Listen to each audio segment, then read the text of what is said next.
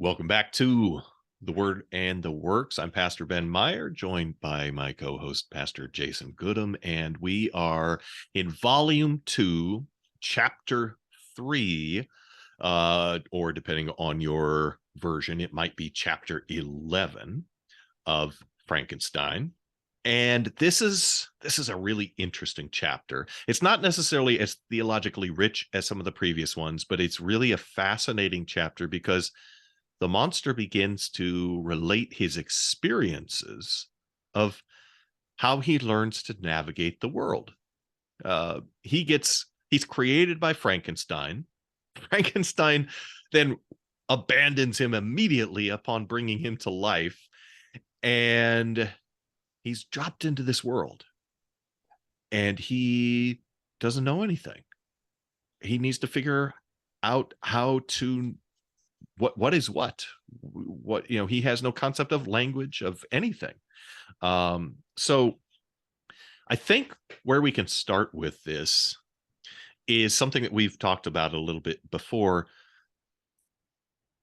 He's a blank slate. Shelley does not relate the idea of the monster as being possessing original sin. That's not her worldview. But she believes humanity to be kind of this blank slate. And I don't know. What do you think? Are we on the right path with that way of thinking here? Yeah, and that's absolutely her humanistic worldview. She's not necessarily a secular humanist in the mold of the Enlightenment. She's got a concept of the divine. She doesn't reject the supernatural, and it's. I'm not sure we should go as far as calling the monster a blank slate, because she very clearly presents him inclined to good. He wants to be true. good, but he's at the very least morally neutral. Yeah. He's not corrupted by the taint of original sin, which is her theological worldview. Is she believes in the intrinsic innate goodness of mankind, right? She also, in parallel, in tandem with that, has this scientific thought experiment of what can happen with a mind that is a blank slate. How fast could a fully formed adult mind adapt to its environment and learn a language? Yeah. And of course, we know a fully formed adult mind that has no upbringing in these things will never grasp these things. No, it's scientific. It's been proven. Yeah.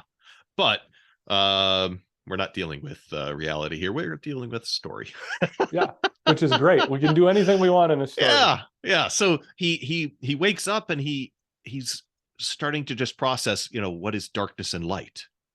And, I close my eyes and it's dark, and I open my eyes and there's light, and trying to figure out all of these different things, and finding food and what can be eaten and what can't be eaten. And, he doesn't have a concept of language, but he hears the beautiful birds singing, and he tries to imitate the birds. And, well, he's not a bird, so he's not going to be able to imitate the birds very well. It doesn't work.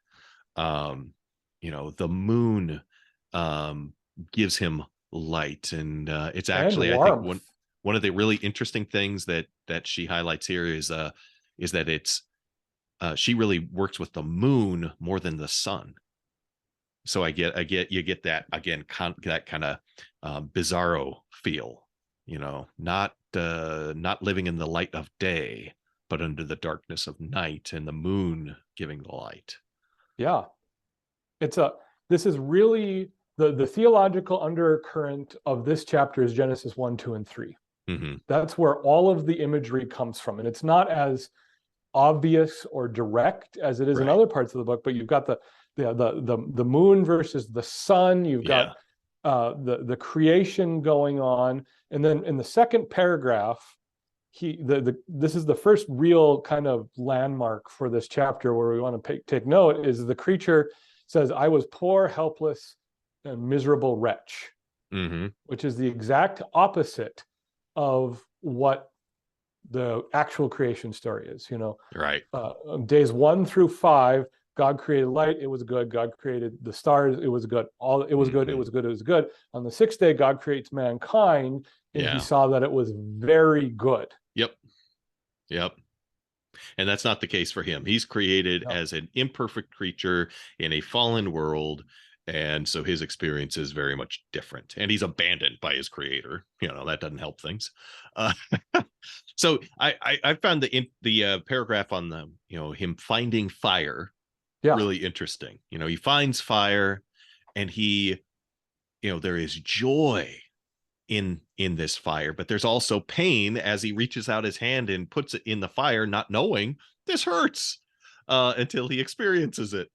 And learning, okay, fire is a blessing, but it can also cause pain. So you get joy and pain from the very same thing within the creation. And then he learns, okay, you can actually cook over a fire, and that makes the food a little bit better. Oh, but not all of the food. The berries are ruined by it.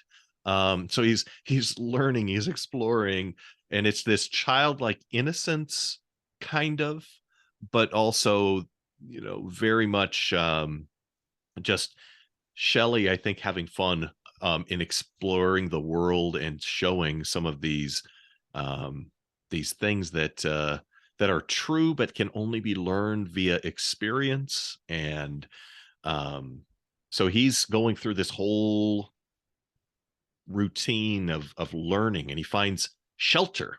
Well, he goes into the shelter first, right? And there's a guy in there, and the guy sees him, and he shrieks, and he runs for the hills, right? He heads for the hills, and the monster's like, well, but it's kind of nice in here. I'm gonna stay here. I'm protected from the weather. This is great. So he learns about shelter, but his first experience with other people is what? He terrifies them. Yeah. He's wretched from the beginning. So he scares off the one guy. The next day he wanders into a town. Yeah. And he scares, a woman faints, children scream, and then they attack him. And so he runs off and realizes, well, that's not great. Yeah. And then he settles into a hovel. Yeah. And he basically camps out there for a while and just starts observing. Yeah. And he's looking out and trying to understand.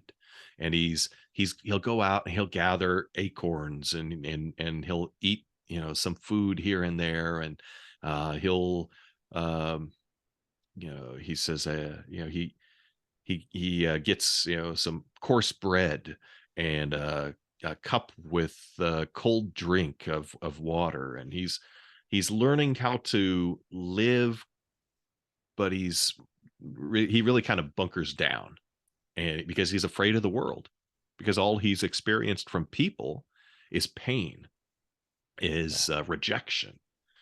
And then at the end of the chapter, we're introduced to another family, and he begins to see what a family actually looks like. He gets to see what actual love for one another might actually look like. He gets to see humanity being good to one another. And this is intriguing to him, and he wants to know more. But ultimately, he wants to be a part of this. He wants to be. He doesn't want to be alone, right? Yeah. So he's found food, he's found shelter. Yeah. And the last need he has is companionship. And I think this is a swing chapter in the book. It is. Because the rest of the book, the theme becomes companionship or lack thereof. Mm. And it's very interesting, the anti-creation tone that this chapter ended up taking because of it. Because so he discovers companionship is what he needs. God in the garden freely provides Adam with companionship. God says it is not good for man to be alone. Right. And Frankenstein has abandoned this monster. He has not provided this monster with companionship. And so the first bookend, remember, the creature talks about he was a miserable, poor, wretched creature. But then entering into uh, uh, into creation in general, one of the last paragraphs of the chapter, the creature admits, it was a lovely sight even to me, poor wretch who had never beheld aught beautiful before. Yeah. And so he's never received anything good, whereas Adam and Eve were created into a perfectly good world. Right. And so again, you get this kind of this mirror reflection where the creature lives by night in a world that is harsh and hostile to him. And then the rest of the book, he ends up taking all of that good creation away from Frankenstein. Yeah. Yeah. Yeah. Okay. So really we end the chapter then with the family, and he's starting to see and experience, and we're introduced to the family. We don't have any names yet. We don't know who they are. We don't know their story yet. We're going to learn their story with another story within a story within a story within a story, right? And really it sets that whole next section up very nicely for us to experience. Okay, he's been created, and now he's observed all of these terrible experiences with man. Now he's going to see the beauty that can be there, but he can never be a part of it. He never belongs. He's always only a spectator in the world Frankenstein has put him in. Yeah. And I think for us as the church, this is a really important reminder that there are people that feel that way, that they feel like the monster that can observe belonging but never belong. And as the church, we need to recognize that, and to help people to recognize, nope, you belong here. You have community here. That is, it's one of my most prominent soapboxes as a pastor. It really pains me when I'm looking at other churches' websites, or I'm talking to people in other churches. The church in America is obsessed with creating community. And what you end up doing is you create a community apart from what the congregation already is. And the message of the gospel is that this community, this communion of saints, already exists. Yeah. And in the church, in an effort to try to be more welcoming, almost always ends up less welcoming to outsiders. Yep. Because you end up with a closed system. Yep. People are not intentionally excluding of others, but they cease to be intentionally inclusive of others. Yeah. And so I think this is a real danger in the church, and it's something I've written about in the past, that I don't think I've ever experienced a church that intentionally was excluding of others, but I've experienced many that didn't know that they weren't inclusive of others, because they just could not see it. And that ties in with the message of the gospel to give us the remedy to what this creature is experiencing, because the creature says, "Wretched man that I am, who will deliver me from this body of death?" Really, right? Yep. That's Paul in Romans 7. Right. The problem with Romans 7 is you need to keep reading to Romans 8. And then in Romans 8, there is therefore now no condemnation for those who are in Christ Jesus. Right. Yep. And you get grafted in to this body of believers and to this family of God. So you do belong. You are part of this.